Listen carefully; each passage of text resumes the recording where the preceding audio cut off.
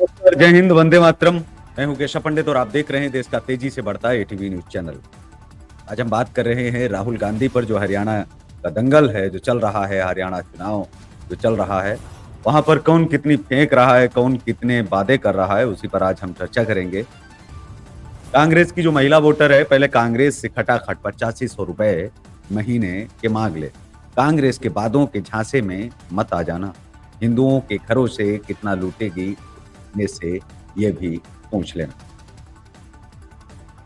कांग्रेस ने हरियाणा के चुनाव में मूर्ख बनाने के लिए वादों की झड़ी तो लगा दी है, लेकिन कुछ भी सुनने से पहले हरियाणा की महिलाओं को ईडी गठबंधन की कांग्रेस और केजरीवाल की आपसे लोकसभा चुनाव के वादे के खटाखट वाले 8500 रुपए महीने के हिसाब से पैसा मांग लेना चाहिए।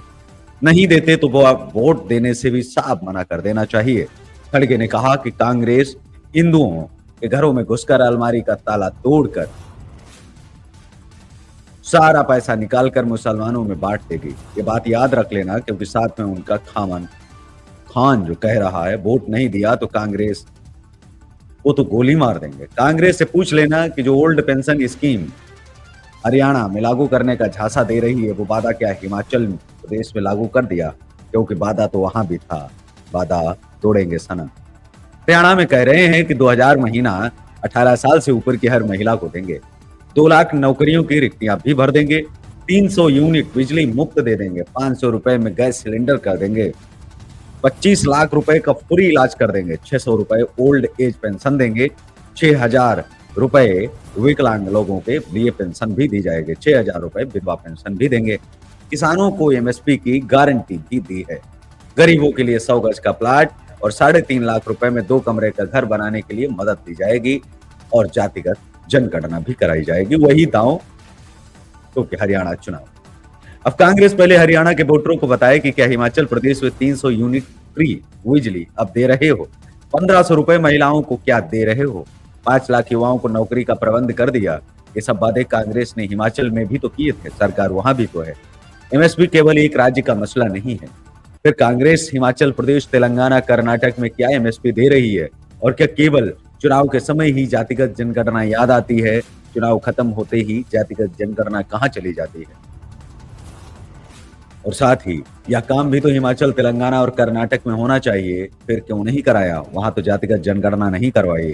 और जिस पार्टी ने अभी 3 महीने पहले ही लोकसभा चुनाव में 8500 रुपए का धोखा दिया, उसी के झांसे में 100 गज के प्लाट और 3.5 लाख रुपए के घर के लिए आना खुद को ढेर धोखा देना ही होगा। जैसे 99 सीट पाकर भी जीत का गीत गा रहे थे, वैसे ही विनेश फोगाट के हारने पर भी उसे महारानी बना दिया। जैसे फॉर्म कांग्रेस ने 8500 रुपए के लिए बांट रहे थे, वो प्लाट और मकान के लिए भी बांटे हैं। मतलब पक्के मक्कार और धोखेबाज हैं, इस पर कोई शक नहीं है। कांग्रेस नारा लगाती है मोदी तेरी कब्र खुदेगी, और खड़गे कहता है कि जब तक मोदी को हटा नहीं दूंगा मरूंगा नहीं। और कठुआ में लॉस संघर्ष गिरते गिरते कह गया कि कांग्रेस आएगी तो आतंकवाद बढ़ेगा। ऐसी पार्टी के ड्राइवर की ट्रेन में यदि लोग सवार होंगे तो सामान भी सुरक्षित नहीं रहेगा, न को सुरक्षित रह सकते। लेकिन जिस ट्रेन का ड्राइवर मोदी का आदमी होगा, वह आपको गंतव्य तक सामान समेत सुरक्षित पहुंचा ही देगी। तो फिर निकलो घर से बाहर और खटाखट कांग्रेस और हरियाणा को धक्के मारो। जो राहुल गांधी देश का नहीं हो सकता, वह आपका भी नहीं हो सकता। गद्दारों को यदि अब भी नहीं पहचाना तो मुश्किल होना निश्चित है, और उसके लिए जिम्मेदार जनता ही होगी।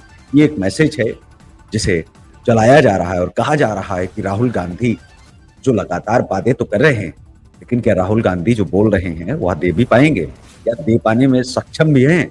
जितने वादे किए, जिन राज्यों में किए, वहां जनता ले आई, लेकिन वहां जातिगत जनगणना क्यों नहीं करवाई? वहां 300 यूनिट बिजली फ्री क्यों नहीं दी? वहां 500 रुपए में सिलेंडर क्यों नहीं किया? वहां 3 लाख, 2 लाख, 1 लाख छोड़िए, एक भी व्यक्ति की रोजगार जो है नहीं दे सके, उसकी नौकरी नहीं लगवा सके। जो चीजें वहां पर नहीं करवा पाए तो यहाँ क्या देंगे? 6000 का जो वादा यहाँ विकलांग के साथ किया जा रहा है, हिमाचल में क्यों आखिर 6000, 3000 क्यों नहीं कर देते? वहां विधवाओं को भी क्यों नहीं दे देते? तो वहां तो वेतन भी आप नहीं दे पा रहे हैं।